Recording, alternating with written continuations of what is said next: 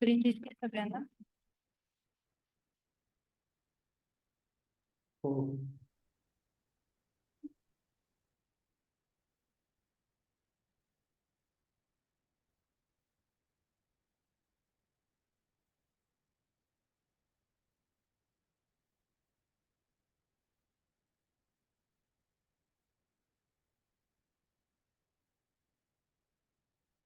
Okay, ठीक आहे.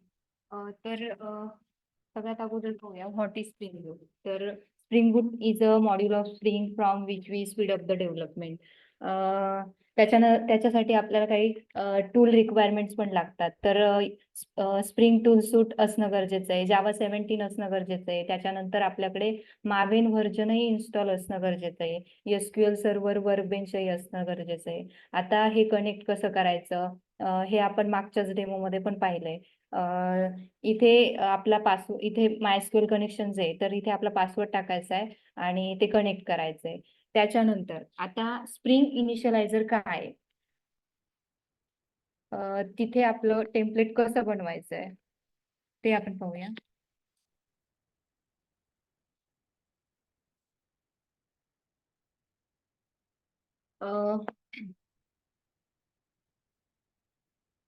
तर इथे जे प्रोजेक्ट, इथे आपल्याला प्रोजेक्ट चूज करायचा आहे.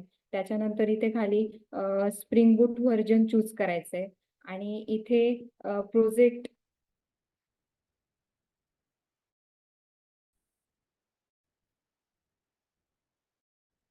तिथे आर्टिफॅक्ट पण टाकायचंय. त्याच्यानंतर जार फाईल पण सिलेक्ट करायची. इथे जावा व्हर्जन सिलेक्ट करायचंय.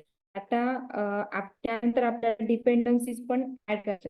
सगळ्यात महत्वाची डिपेंडन्सी म्हणजे स्प्रिंग वेब. आता स्प्रिंग वेब काय, तर अपॅचे टॉमकॅट तुम्हाला सेपरेट इन्स्टॉल करण्याची गरज नाही. ही डिपेंडन्सी ऍड केली की झालं. तर त्यासाठी ही डिपेंडन्सी करायची. त्याच्यानंतर थीम असेल. आता थीम लिप काय, तर थीम लिप हे एक JSPM टेम्पलेट आहे, टेम्पलेट इंजिन आहे. आता स्प्रिंग बूट डेव टूल्स काय, तर स्प्रिंग जेव्हा तुम्ही हाय टूल्स काय, तर हे एक डेव्हलपर टूल आहे. जेव्हा तुम्ही कोडमध्ये काहीतरी चेंज करता, पुन्हा तुम्हाला ते रन रन करून पाहिजे की ऑटोमॅटिक रन होऊन त्याच्यावर स्प्रिंग डाटा जीपीए. आता स्प्रिंग डाटा जीपीए काय आहे, तर जेव्हा तुम्ही हायबरनेट डाटाबेसशी इंटरॅक्ट करणार त्यासाठी ही डिपेंडन्सी लागते. म्हणजेच काय, तर डाटाबेसशी इंटरॅक्ट करायचंय म्हणून ही डिपेंडन्सी यूज करणार. त्याच्यानंतर मायस्क्वेल ड्रायव्हर, मायस्क्वेल ड्रायव्हरचा यूज होतो. तर use to connect to MySQL database होतो. तर ह्या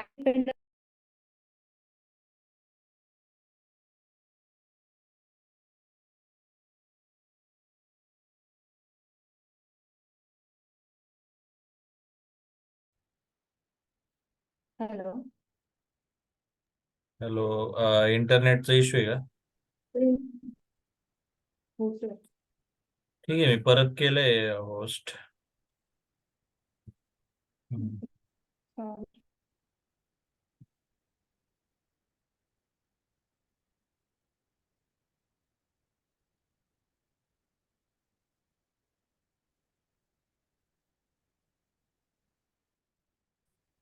हा, शेअर करशील. You can continue from that only. या. ओके. तर ह्या डिपेंडन्सीज ऍड केल्यानंतर आपल्याला जनरेट वरती क्लिक करायचंय. जनरेट वरती क्लिक केल्यानंतर प्रोजेक्टची जी झिप फाईल तयार होणार ती कॉपी करून तुम्ही तुमच्या कुठल्याही फोल्डरमध्ये, तुमच्या आवडत्या फोल्डरमध्ये तुम्ही ती एक्सट्रॅक्ट करू शकता. आता जी एक्सट्रॅक्ट केलेली फाईल आहे ती आपल्याला स्प्रिंग बूट मध्ये इम्पोर्ट कशी करायची आहे, तर STS ओपन करायचंय.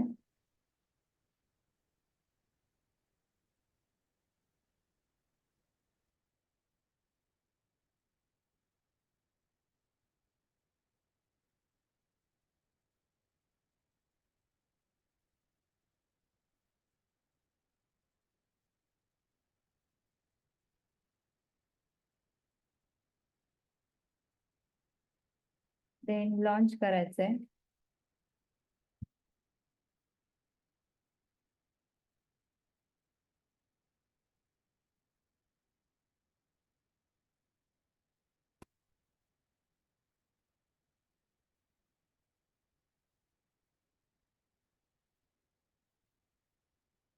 आता हे जे कर्ड हा आपला प्रोजेक्ट आहे.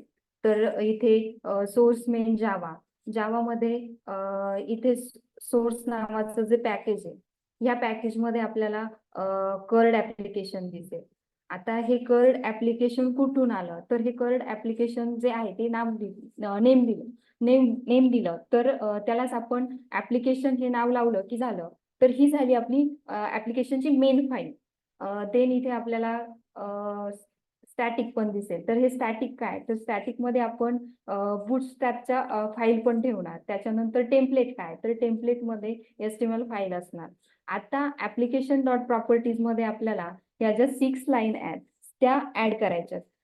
त्याच्यानंतर इथे सर्व्हर पोर्ट जेव्हा ऍप्लिकेशन मध्ये आपण रन करणार तेव्हा ह्या पोर्टला आपण चेक करायचंय. देन इथे आहे डाटाबेसचं नाव टाकायचंय, म्हणजे जो आपण स्कीमा बनवलाय त्या डाटाबेसला जे नेम दिलंय ते आपल्याला टाकायचंय इथे.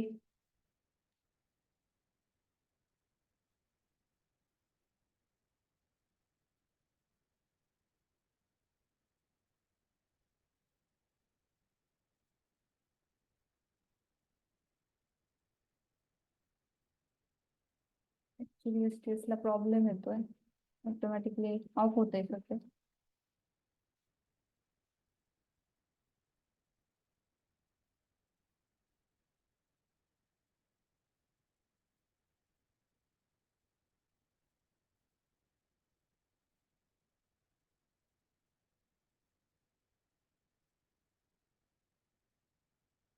त्याच्यानंतर इथे पासवर्ड टाकायचा आहे. आता पासवर्ड वर्कबेंचला कनेक्ट करताना जो पासवर्ड टाकलाय तो टाकायचा आहे.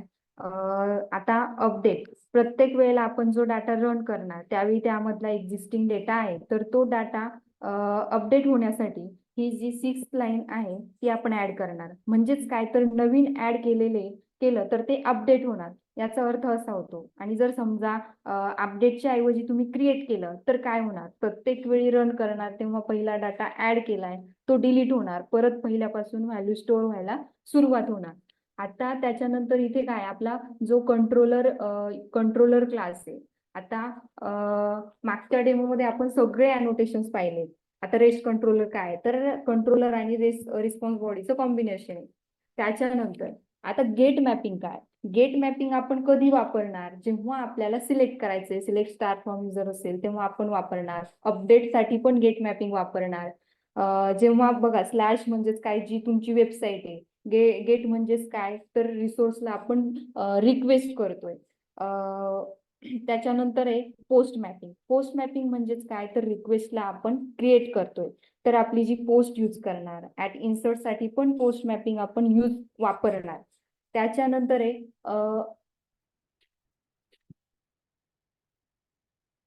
हॅलो. हाँ Yogita, you can continue Yogita.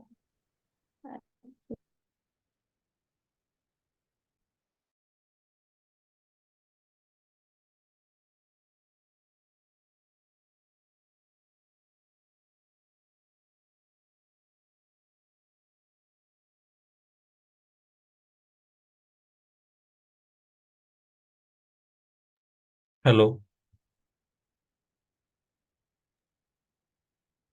Hello Yogita. I think नेटवर्कचा इश्यू दिसतोय तिच्या साईडला खूप. चालेल, ठीक आहे. आय थिंक APIचं तर क्लिअर आहे, बट स्टील आरती याच्यामध्ये हे पण केलंय ना की जे युनिट टेस्ट मॉकिटो वगैरे पण टेक केअर केलंय, बरोबर? आता तिने काय काय हे केले मला विचारायचं माय बेटीच वरती थोडं बोलली असती तर ठीक आहे.